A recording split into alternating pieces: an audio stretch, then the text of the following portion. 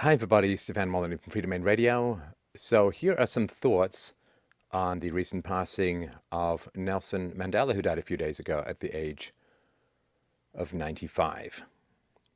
Now, the general story, of course, is that he was a freedom fighter who conscientiously resisted the racist apartheid regime of South Africa, was sentenced to prison for 27 years for resistance to state tyranny, and then was freed and loved his enemies and was the president of South Africa, and then retired to travel the world and smile beatifically at a wide variety of people and meet his favorite band, the Spice Girls, I kid you not. Well, like most things that are talked about in the media, there's not an overabundance of truth in the story. So let's look at some of the facts about this. I've actually spent some time in South Africa. My father worked there and has since retired from his job as a geologist. I know a little bit about it. I'm certainly no expert, but I will provide sources for everything in the description bar. So Nelson Mandela got his start as the head of Umkhonto we Sizwe, which is the terrorist wing of the African National Congress and the South African Communist Party. He claimed for many years to have not been a member of the South African Communist Party, but since his death, documents and the Communist Party themselves have revealed that he was. He was the head of this terrorist wing and ordered massive amounts of public bombings, 156 acts of public violence he pled guilty to, including mobilizing terrorist bombing campaigns which planted bombs in public places. And he was head of this for 2 years before he was arrested in 1962. The terrorist wing then went on to put bombs in churches, in shopping centers, particularly around Christmas, and resulted in the deaths of many children, women, men, and of course, whatever beefs you have with your political regime, you can scarcely hold children responsible, though many of them were murdered by this group that he was the head of, again, after he left. Now, I have tried my best to try and find any sources for death counts that may have occurred on the bombings that he actually ordered, but that information does not seem to be available. Again, if you know any, I'd be happy to do a follow-up. So his MK terrorists did murder a lot of innocent people, and he did not renounce the violence. He's never condemned them. And so he was put in jail for ordering lots of bombings, similar to what happened in Boston and what happened in Oklahoma City and so on. Every government in the world would have locked this guy up. He was found with over 50,000 landmines, which had been sent to him by the communist government in Russia, and a wide variety of other anti-personnel weaponries and so on. So he was the head of a terrorist army. This, of course, does not justify the evils of apartheid and so on, but we'll get to that in a little bit. He refused to renounce violence. In fact, President Botha visited him and offered to release him if he would say, stop bombing people or authorizing or approving the bombing of people, and he said no, he would not, even when he was bombing what he called strategic targets, which were power lines and generating stations and sewage stations and so on. He said that he aimed to not take human life, but if this didn't work, he would be more than willing to escalate to what happened later, which was the targeting of innocent people. And so if you've set off a lot of bombs, you're sitting on a lot of weaponry, and you refuse to renounce violence. In fact, you approve of the murders that occur in the terrorist group that you founded and were in charge of, then it's really not very common for people like that to get released from prison. So I just wanted to point this out. Amnesty never took his case. Amnesty International was not a prisoner of conscience because the movement recorded that it could not give the name prisoner of conscience to anyone associated with violence, even though, as in conventional warfare, a degree of restraint may be exercised. Now, when he became president of South Africa, he purchased 25 to 38 billion rands worth of weaponry, maritime helicopters, new submarines, advanced fighter aircraft, battle tanks, and so on. He was very friendly with dictators around the world, in particular Muammar Gaddafi of Libya, President Suharto of Indonesia, and who was a massive fan of Fidel Castro, the dictator in Cuba, of course. And this is pretty essential and pretty important to understand. This doesn't mean that the South African government was moral or good or anything like that, but it is important to have an accurate history of the man. He was a devoted and dedicated communist. He wrote an entire treatise on how to be a good communist. Now, you may feel differently, but I think, certainly for myself, with some pretty strong historical evidence, if I said he'd written a treatise on how to be a good Nazi, you'd be pretty shocked and appalled. But statistically, historically, factually, communism has a far higher death count and murder rate and genocide rate than Nazism ever did. We could account for Nazism causing the death of 40-odd million people. The death count for 20th century communism was in the hundreds of millions. It was 70 million murdered alone in Russia under the communists, and there were starvations in the Ukraine. There were starvations, mass starvation with the collectivized farm policies of Mao and Stalin in the Ukraine and in China, of course. There were the Khmer Rouge in Cambodia. The list sort of goes on and on. The democide, or the murder of citizens by their own governments, which largely fueled by communism. Now, of course, people on the left are very prevalent in the media. They tend to be socialists / communists, and so they tend to cover up these crimes. And this is why you see, you know, guys with pictures of Karl Marx and Che Guevara, where they wouldn't have a picture of Hitler and so on. Hitler is, of course, rightly denigrated as evil, but you can't even use the correct name of the Nazi Party in Germany. Nazism is a short form of National Socialism, and you have to use Nazism so that the word socialism is not clouded with the accurate. You pretend that communism is on the left and fascism is on the right and so on. But there's only one pole, to totalitarianism versus economic and political freedom. And so there's this supposed opposite polarity between communism and fascism, but it's not really the case. The Nazis were National Socialists and the communists were Communist Socialists, and so anybody who follows the communist ideology is wrapped up in an ideology that was one of the most savage mental viruses to ever steal the life of hundreds of millions of people around the world. And you can find YouTube videos of Nelson Mandela singing songs about the endless murders of white people that he thought was a great thing to happen.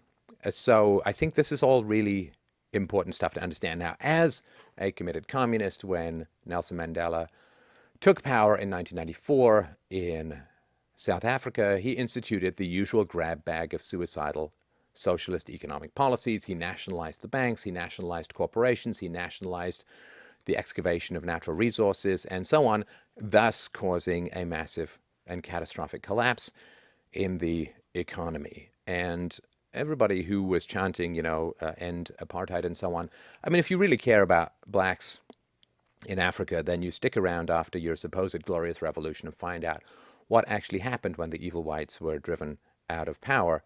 And now there is a growing nostalgia for apartheid, which basically ran from 1948 until the early 90s. And 60% of South Africans now feel that the country was better run under apartheid, with both blacks and whites rated the current government less trustworthy, more corrupt, less able to enforce the law, and less able to deliver government services than its white predecessor. Transparency International released its 2013 Global Corruption Barometer report, finding South Africa to be among the most corrupt countries in the world. According to its findings, an astounding 83% of South Africans believe that the police force is corrupt. 36% of respondents admitted to paying at least one bribe to the police. Every day in South Africa, there are 59 murders, 145 rapes, and 752 serious assaults. This is all that is reported. A 2010 Medical Research Foundation survey found that more than 37% of men in South Africa admitted to raping at least one woman. 7% they had said they had participated in gang rape.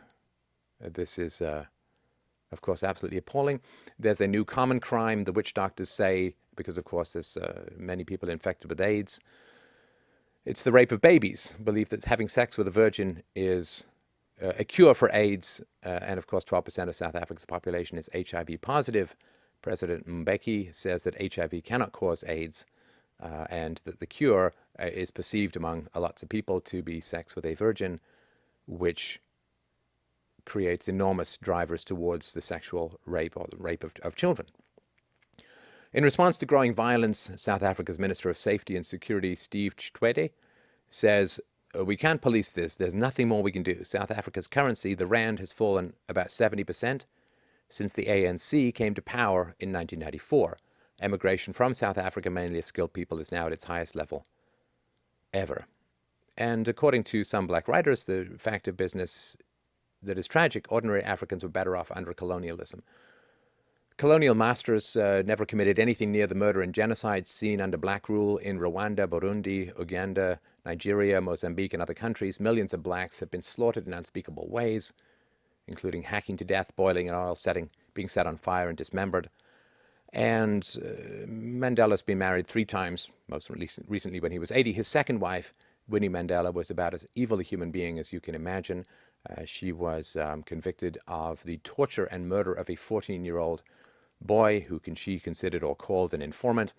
She was a big fan of what is called necklacing, which is a revolting practice wherein somebody you think is negative to the cause of black liberation, you wrap them in barbed wire, you jam a tire over their shoulders so they can't move, you pour gasoline into the rim of the tire, and you set fire to it, melting their face off, causing their eyeballs to explode, and having them die in unbelievably agonizing ways.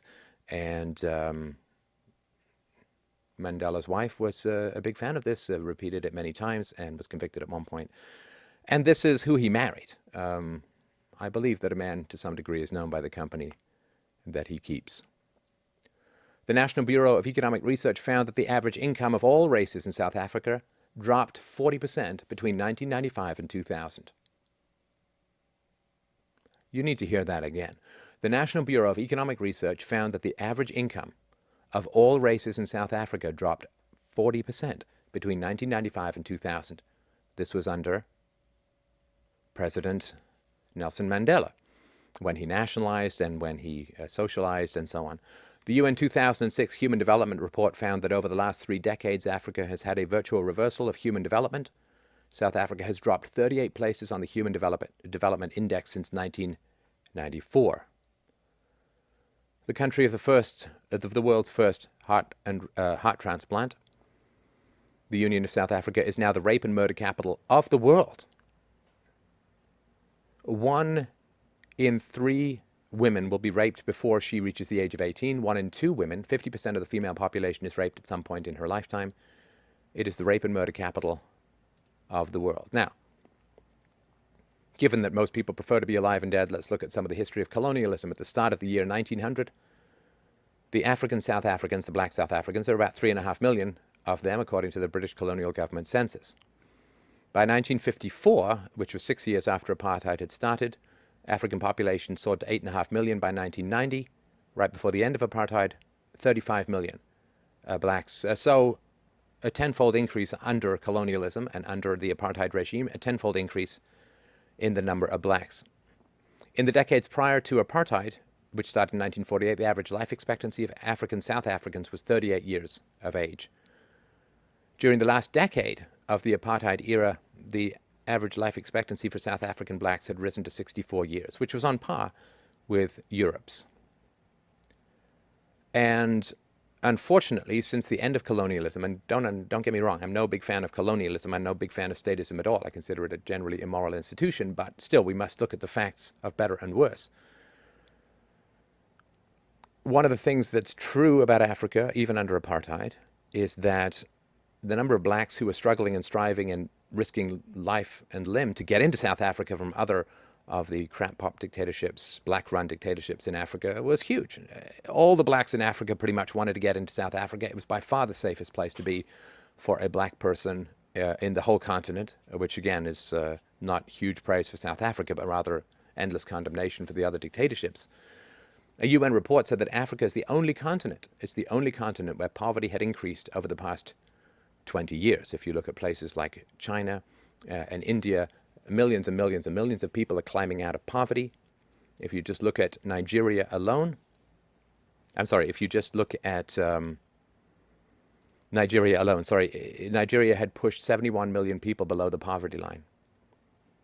So the Human Development Index figure is a conglomeration of things that are good for people as a whole, of course. South Africa's Human Development Index numbers were far higher in 1995, after almost 50 years of apartheid rule, than it was in 2010 after 16 years of ANC rule. And the trend continues to be downward. If we look at Zimbabwe, post-colonial life expectancy tumbled from about 60 years in 1990 to about 36 to 44, depending on which statistics you find acceptable. Nonetheless, between a third and a half decline. Last year, South Africa had a murder rate of almost 32 per 100,000 people, 20 times the murder rate of Canada, 27 times the rate of the UK, more than 30 times the rate in Australia and New Zealand. South Africa's murder rate is almost twice as high as Rwanda, Chad, Sierra Leone, and Zimbabwe. Now, for white farmers in South Africa, the murder rate is 99 per 100,000. This makes being a white farmer in South Africa the most dangerous occupation in the world. Naturally, of course, the government is taking guns from people, requiring them to be registered, and then taking half the guns by not registering people, which means that they don't have defense. And if you ever want some truly grim reading, you can read about the thousands and thousands of white farmers that have been murdered by blacks in South Africa and other places in Africa. It's truly horrendous, and of course is completely ignored because they're not, say, rhinos, where if they were murdered in that rate, the left would be all over it. The official unemployment rate in South Africa is 26%. Of course, it's actually a lot higher. Public institutions are almost irredeemably corrupt. Law and order is failing. 74% of people think all public officials and civil servants are corrupt or extremely corrupt. 70% believe the whole political system is corrupt. In other words, South Africa, which Nelson Mandela fought for independence from white rule and then was the first president of South Africa, has become a complete economic crap hole, a complete economic disaster, which is inevitable when you put, even Vladimir Putin says that whenever people implement socialism, it fails and destroys the economies of every country it's ever tried in, which is why he's sort of pointing out that Barack Obama is sort of pursuing the same course. So, yes, he's a photogenic guy. He's got a nice smile. I don't know, if I'd been involved in bombing and if I'd started an organization that ended up slaughtering a whole bunch of kids, I'm not sure that having smiley photo ops with the Spice Girls would be number one on my list if I had been addicted to violence as a solution. And of course, if I had placed myself at the head of a country that was now the number one murder and rape and sexual abuse capital of the world, I am not sure that I would be grinning like a sociopathic idiot all around the world and taking everybody's applause and praise when I had used a lot of violence in my youth, I had refused to renounce violence in my middle age, and I had engendered a system which had destroyed the remaining economy and freedoms of South Africa and resulted in a crime-based society that is only limited by the statistics of crime in South Africa is only limited by the fact that very few people even bother going to the police anymore. The reality is that it is a murder pit and a rape pit, the entire country, pretty much. Now, I think it's enormously dangerous to venerate this. I sort of make this last point that when you live in a profoundly sick society, and we do, frankly, live in a profoundly sick society, you have to be very wary of people venerated by sick societies. Sick, evil, immoral, wretched societies tend not to worship really moral, virtuous, stand-up kind of people. So when you see a lot of praise coming out of the media for Nelson Mandela, you have to be very careful. It's like the praise that was given to Gandhi, which perhaps we can do another show on, another charlatan and an extremely dangerous human being. So you really do have to be quite skeptical. I think it's very dangerous to venerate somebody who was so committed to violence and who used such violence in the seizure of private property as the president of South Africa in pursuit of his socialist, which is basically a theft-based political agenda. You really do have to be careful when he did not renounce violence, when he enthusiastically sang songs about murdering whites. This is a very dangerous person to hold up because I'm telling you, people, there are young people the world over who are constantly scanning for the values of society. And if you praise somebody committed to violence, who had a violent regime, whose regime has resulted in more violence than was ever imaginable under the apartheid system. Well, whoever you praise, the youth will emulate. Whoever you venerate, the youth will become. Please take care in who you praise.